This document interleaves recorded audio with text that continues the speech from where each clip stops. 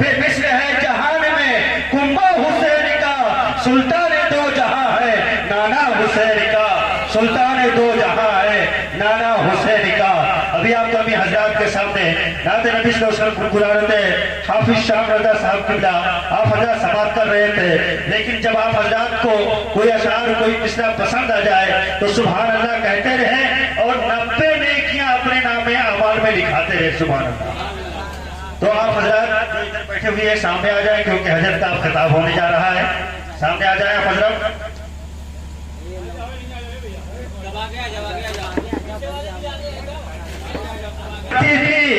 میرے آنے سے پہلے تو چھپ چھپ کے کیا پڑھتی تھی، بہن نے جب قرآن پڑھا سن کے کلام پاک خدا دل عمر کا بول اٹھا، لا الہ الا اللہ حسبی ربی جل اللہ۔ بلا تاخیر اب خطاب فرمانے کے لیے میں دعوت سمجھ دوں گا حضرت علامہ مولانا خطیب جی شان واعظ حق بیان حضرت علامہ مولانا غلام جیلانی صاحب قبلہ مدجل العلی و نورانی، ان کے آنے سے قبل آئیے ہم آپ حضرات اپنے بیداری کا سبوت نعرہ تکبیر سے دیں، نعرہ تکبیر، نعرہ رسالت، جس نے شہدائے کربلا مسلک اعلیٰ حضرت فصاحت اراز کرتی ہے، بلاغت راز کرتی ہے، فصاحت اراز کرتی ہے، بلاغت راز کرتی ہے، مقرر ایسا ہو جس پہ خود کتاب انداز کرتی ہے۔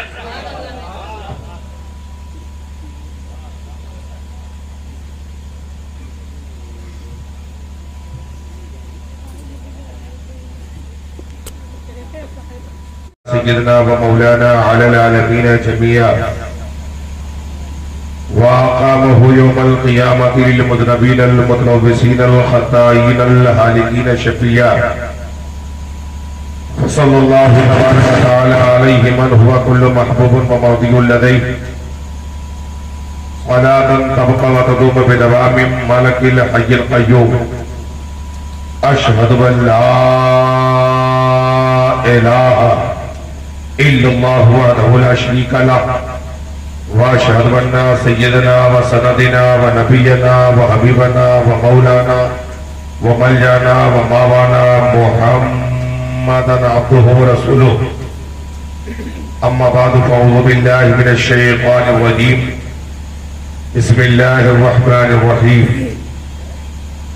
محمد رسول الله، آمنت بالله، صدق الله المولان العظيم، وصدق رسوله النبي الأمين المكين الكريم، ونحن على ذلك لمن الشاهدين والشاكرين، والحمد لله رب العالمين۔ واسطہ ختم الرسل حضرت علی مشکل کشا، آپ حضرات آمین۔ واسطہ ختم الرسل حضرت علی مشکل کشا، واسطہ حضرت حسن شہزادہ گلبو قباؤ فاطمہ، پر لبم آہو فغان در دشت کشتولے گدا، المدد مولا علی المدد بحر خدا، المدد مولا علی المدد بحر خدا۔ اور آواز دے تو خلد سے کوثر نکل پڑے، آواز دے تو خلد سے کوثر نکل پڑے، نہر فرات خیمے کے اندر ابل پڑے، اور یہ امتحان صبر ہے ورنہ حسین ہے، اما انگلی زمین پہ رکھ دے تو سمندر نکل پڑے، انگلی زمین پہ رکھ دے تو سمندر نکل پڑے۔ لائق مبارکباد ہے آپ حضرات کہ ایسے موسم میں آپ یہاں تشریف رکھتے ہیں اور پوری دنیا کو ایک سبق دے رہے ہیں، جسے آپ کی بات کو ہم ایک شعر میں پرو کر کے آپ کے حوالے کریں کہ آپ گویا یہ کہہ رہے ہیں کہ شہر قاتل میں جینے کا ہنر رکھتے ہیں۔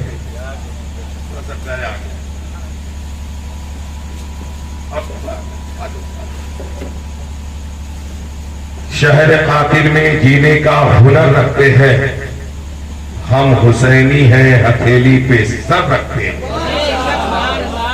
ہم حسینی ہیں ہتھیلی پہ سر رکھتے ہیں۔ بآواز بلند ہدیہ درود اللہم صلی علی سیدنا شفیعنا حبیبنا مولانا مولانا مولانا محمد البانی وسلم صلاۃ و سلام علیک رسول اللہ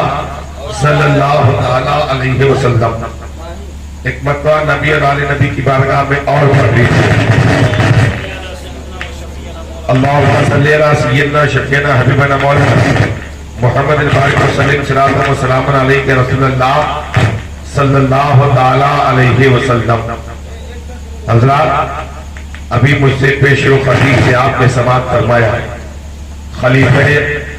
تو حضور سرکار سیدنا حضرت عمر فاروق رضی اللہ تعالیٰ عنہ کے تعلق سے آپ نے ایک مدلل اور مفصل بیان سماعت کیا۔ انشاءاللہ تعالیٰ بہت تھوڑے سے وقت میں بہت زیادہ سی بات کر کے ہم آپ سے رخصت ہونا چاہیں گے۔ آؤ دیکھو پیارے، خلیفہ دوم کے بعد اب باری آتی ہے خلافت کی، کہ خلافت کسے دی جائے اور تیسرا خلیفہ کون ہوگا۔ آپ نے سنا ہوگا کہ نبی کونین صلی اللہ تعالی علیہ وسلم کے 4 خلیفہ جسے خلفائے اربعہ کہتے ہیں، وہ 4 خلیفہ کون ہیں؟ وہ نبی کے 4 یار کون ہیں؟ آپ ان ناموں کو اپنے ذہن میں رکھیں۔ وہ نبی کے 4 یار ہیں، حضرت ابو بکر صدیق جو افضل الناس بعد الانبیاء بالتحقیق ہیں، دوسرے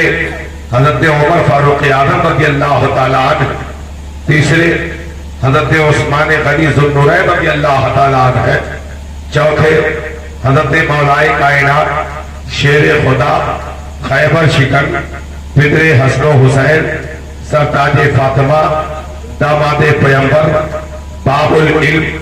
اخی رسول حضرت مولا علی شیر خدا رضی اللہ تعالیٰ عنہ ہے۔ حضرات، جب حضرت عمر فاروق اعظم رضی اللہ تعالیٰ عنہ کا وصال پاک یعنی آپ نے جامع شہادت نوش فرما لیا، تو آپ کی تحذیر و تدفین کے بعد 3 دن کے بعد لوگ اکٹھا ہوئے کہ اب خلافت کے امور کو کس کے حوالے کیا جائے، خلافت کے کام کو کون انجام دے گا، خلافت کے کام کو کون مکمل کرے گا، آخر خلافت کی باغ و ڈور کس کے ہاتھ میں دی جائے۔ حضرات، اجلہ کرام صحابہ کرام کی مقدس جماعت بیٹھی ہوئی تھی، مشورہ ہو رہا تھا کہ خلیفہ کسے بنایا جائے، کون خلافت کے لائق ہے۔ حضرات، تو وہ 6 صحابی جن کے تعلق سے حضرت ابو بکر صدیق رضی اللہ تعالیٰ عنہ نے نشاندہی فرمائی تھی کہ آپ ان میں سے جسے چاہے اسے خلیفہ مقرر کر لے۔ اسی طریقے سے حضرت عمر فاروق اعظم کے تعلق سے بھی بات ہوئی، اور حضرت عمر کے بعد اب باری دین کی خلافت کا امور کس کے ہاتھ میں دے دیا جائے، تو ایک صحابی رسول ہے جنہیں دنیا حضرت عبد الرحمن ابن عوف کے نام سے جانتی ہے۔ وہ حضرت عبد الرحمن ابن عوف رضی اللہ تعالیٰ عنہ آئے اور آپ فرماتے ہیں، اے لوگوں، خلافت کا امور کس کے حوالے کیا جائے گا، اس کا فیصلہ کرنے کے لیے ایسے ہی کسی کے بارے میں فیصلہ نہ کیا جائے، بلکہ ہماری رائے تو یہ ہے کہ ہم میں سے 3 آدمی اٹھائے اور 3 آدمی کو اپنی دیر دے کر کے دستبردار ہو جائے۔ حضرات، 3 آدمی اٹھے اور 3 آدمی کو اپنی دیر دیتے ہیں اور دے کر کے دستبردار ہوتے ہیں۔ وہ 3 آدمی کون ہے؟ وہ حضرت زبیر ہے جو حضرت علی کرم اللہ وجہ الکریم کو اپنی دیر دیتے ہیں، اور حضرت سعد ابن ابی وقاص ہے جو حضرت عبد الرحمن ابن عوف کو اپنی دیر دیتے ہیں، اور ایک صحابی رسول ہے جو حضرت عثمان غنی رضی اللہ تعالیٰ عنہ کو، حضرت طلحہ ہے جو حضرت عثمان غنی رضی اللہ تعالیٰ عنہ کو اپنی دین دیتے ہیں۔ حضرات تینوں نے جب اپنی دین کو دے لیا تو دینے کے بعد یہ تینوں ایک دوسرے کو لے کر کے ایک طرف نکل پڑتے ہیں، مشورہ کرنے لگتے ہیں۔ حضرت عبد الرحمن ابن عوف رضی اللہ تعالیٰ عنہ مشورہ فرماتے ہوئے حضرت مولا علی شیر خدا رضی اللہ تعالیٰ عنہ سے مشورہ فرماتے ہیں کہ اے علی، اگر میں آپ کو خلیفہ مقرر کر دوں تو کیا آپ قبول فرما لیں گے، یا اگر میں آپ پر کسی دوسرے کو خلیفہ بنا دوں تو کیا آپ اس کی اطاعت کریں گے، اس کی باتوں کو مانیں گے؟ حضرت مولا علی کرم اللہ وجہ الکریم نے فرمایا ٹھیک ہے، مجھے منظور ہے۔ پھر حضرت عبد الرحمن ابن عوف مجمع کے اندر آتے ہیں اور فرماتے ہیں اے لوگوں، میں خلافت سے دستبردار ہوتا ہوں، مجھے خلافت کی کوئی ضرورت نہیں ہے، بس میں اطاعت میں اپنی زندگی گزاروں گا، میری جگہ پر کسی اور کو خلیفہ بنایا جائے، میں بہتری اسی میں سمجھتا ہوں۔ حضرات اس کے بعد میں یہی حضرت عبد الرحمن ابن عوف ہے، حضرت عثمان غنی کے پاس جاتے ہیں اور حضرت عثمان غنی سے سوال کرتے ہیں اے عثمان غنی، آپ نبی کونین صلی اللہ تعالیٰ علیہ وسلم کے بہت قریبی ہیں، آپ داماد پیغمبر ہیں، اے عثمان غنی آپ یہ بتائیے اگر میں آپ کو خلیفہ بنا دوں تو کیا آپ اسے منظور کریں گے، یا اگر میں آپ پر کسی کو خلیفہ منتخب کر دوں تو کیا آپ اس کی اطاعت و فرما برداری کریں گے؟ حضرت عثمان غنی بھی فرماتے ہیں مجھے منظور ہے۔ حضرات معاملہ صاف ہو گیا، بات صاف ہو گئی۔ حضرت عبد الرحمن ابن عوف مجمع کے اندر آئے، مولا کائنات شیر خدا حضرت علی کرم اللہ وجہ الکریم موجود ہے، حضرت طلحہ موجود ہے، حضرت زبیر موجود ہے، حضرت عبد الرحمن ابن عوف موجود ہے، حضرت سعد ابن ابی وقاص موجود ہے، تمام اجلاء کرام صحابہ موجود ہیں، سارے صحابی موجود ہیں۔ حضرات بات ہو رہی تھی کہ خلیفہ کسے بنایا جائے، تب تک حضرت عبد الرحمن ابن عوف نے حضرت عثمان غنی کے دستے پاک کو پکڑا اور پکڑ کر کے آپ کے دستے حضرت پر بیعت فرما لی، طلحہ نے بیعت فرما لیا، پھر حضرت زبیر نے بیعت فرما لیا، دیگر اجلاء کرام صحابہ آپ کے ہاتھ پر بیعت فرماتے ہیں، گویا آپ کو اپنا خلیفہ اور رسول اللہ کا جانشین مقرر فرما کر کے دنیا کو بتا دیتے ہیں اے لوگوں دیکھو یہی وہ قائد حیا ہے، اے لوگوں دیکھو یہی وہ باب الصخا ہے، اے لوگوں دیکھو یہی وہ داماد پیغمبر ہے، اے لوگوں دیکھو یہی عثمان ذو النورین ہے جو خلیفہ حضرت عثمان غنی رضی اللہ تعالیٰ عنہ تیسرے نمبر پر خلافت کے امور کو انجام دیتے ہیں۔ لیکن آؤ پیارے، عثمان غنی کون ہے ذرا آپ اسے تاریخ کے حوالے سے جان لیجیے، اس کے بعد انشاءاللہ گفتگو کرتے ہیں۔ حضرت عثمان غنی رضی اللہ تعالیٰ عنہ سارے صحابہ میں سب سے زیادہ امیر تھے، مجھے سبحان اللہ، سارے صحابہ میں سب سے زیادہ امیر جو ہے وہ حضرت عثمان غنی رضی اللہ تعالیٰ عنہ۔ حضرت عثمان غنی رضی اللہ تعالیٰ عنہ کی امیری کی شان یہ ہے جناب، یہ ایک مرتبہ کا بیان ہے کہ نبی کونین سرور دارین فخر رسول جناب محمد رسول اللہ صلی اللہ تعالیٰ علیہ وسلم اپنے تمام صحابہ کے ساتھ تشریف فرماتے، بولیے سبحان اللہ، اپنے تمام صحابہ کے ساتھ آپ تشریف فرماتے، اتنے میں حضرت عثمان غنی کی سواری آتی ہے۔ حضرت عثمان غنی کو آتے ہوئے نبی کونین سرور دارین فخر رسول نے جب دیکھا تو دیکھ کر کے میرے آقا فرماتے ہیں اے میرے صحابہ وہ دیکھو عثمان کی سواری آ رہی ہے، اے میرے صحابہ وہ دیکھو عثمان چلے آ رہے ہیں۔ رازدار نبوت حضرت ابوبکر صدیق رضی اللہ تعالیٰ عنہ اس وقت مجمع میں موجود تھے۔ آپ سمجھ جاتے ہیں کہ عثمان آ رہے ہیں تو کھانے کی ضرورت ہی نہیں ہے، عثمان آ رہے ہیں تو اب کھانے کی ضرورت اپنے گھر پہ نہیں ہے، گویا عثمان بارگاہ رسالت میں دعوت دے کر حاضر ہو رہے ہیں، اس لیے کہ عثمان ہمیں سب سے زیادہ مالدار ہے۔ حضرت عثمان غنی بارگاہ رسالت میں حاضر ہوئے، درود و سلام کا نظرانہ پیش فرمایا، اس کے بعد آپ فرماتے ہیں یا رسول اللہ میرے دل کی تمنا ہے کہ آج آپ کی دعوت، آپ کے اصحاب کی دعوت میرے گھر کے اندر ہو جائے۔ ہم لوگ سنی ہے یار، کھانے کی بات جہاں آتی ہے وہاں سبحان اللہ ہم ضرور کرتے ہیں، اس لیے کہ سنیوں کا ہی مقدر ہے کہ کھائے. کبھی غوث کی 11 کھاتا ہے, کبھی خواجہ کی 6 کھاتا ہے, کبھی سرکار کی 12 ربیع الاول کے نیاز کھاتے ہیں, اور کبھی امام کریمین حسنین کے ہم صدقات کھاتے ہیں. یہ ہمارے یہاں نصیبہ ہے. مائک نہ دیکھو پہلے, آج آپ ہمیں دیکھیں, ہم آپ کو دیکھتے ہیں مائک کتنے دن خراب رہتا ہے. ہم بھی سن کر کے بیٹھے اور ہم بولیں گے سر, آپ بولیں گے, آواز بولیں گے, انشاءاللہ تعالیٰ تقریب لذت ملے گی. درود پاک پڑھ لیجیے صلی اللہ علیہ صلی اللہ تعالیٰ علیہ وسلم. صلاۃ و سلام علیک رسول اللہ صلی اللہ تعالیٰ علیہ وسلم. حضرت عثمان غنی رضی اللہ تعالیٰ عنہ نے بارگاہ رسالت میں دعوت کا عریضہ پیش فرمایا.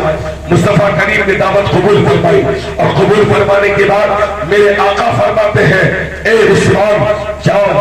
وقت متعین کرو, کتنے ٹائم پہ لینے آؤ گے. حضرت عثمان غنی نے وقت کا تعین فرمایا. وقت متعین ہونا ہوتا ہے, وقت متعینہ پر عثمان غنی آقا کائنات صلی اللہ تعالیٰ علیہ وسلم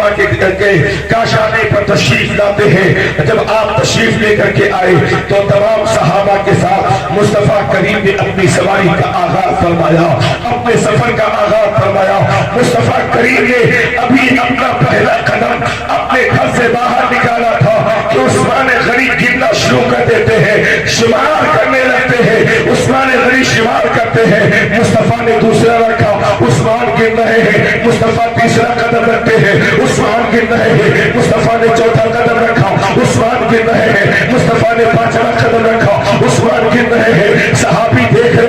شیر خدا پدر حسن داماد پیغمبر سرکار فاطمہ جناب مولا علی مشکل کشا بابو میں عثمان کو تھامے اور تھام کے کہنے لگے, اے عثمان یہ بتاؤ, تم سے پہلے تو دعوت شابی کے ہاں بھی ہوئی تھی, تم سے پہلے تو دعوت تمام صحابہ کے ہاں ہوئی ہے, لیکن کسی صحابی نے نبی کا قدم نہیں گرا ہے اور تم نے دعوت کیا ہے, تو مصطفیٰ کا قدم کیوں گر رہے ہو؟ عثمان غنی کے سخاوت پہ قربان جاؤ. عثمان مچل گئے, مچل کر کہنے لگے, اے علی سنو سنو, میری تمنا ہے کہ جتنے قدم کرتے جا رہے تھے آنکھوں میں آنسو آگے, آنسو کے شرارے جب آئے تو مولا کائنات کی آنکھیں جب رونے لگی تو بنت مصطفیٰ نے دیکھا کہ ہمارے شوہر کے آنکھوں میں آنسو آ گئے ہیں. وہ آنکھیں رو رہی ہیں جن آنکھوں کے سامنے تمام مصیبتیں آتی ہیں, مصیبتیں توڑ دیتی ہیں, لیکن علی کی آنکھیں نہیں روتی ہیں. وہ ان آنکھوں میں آج آنسو گیا جس خیبر کو ایک اشارے لوگ کے بھی جاؤ, لیکن آنکھوں میں آنسو نہیں آئے.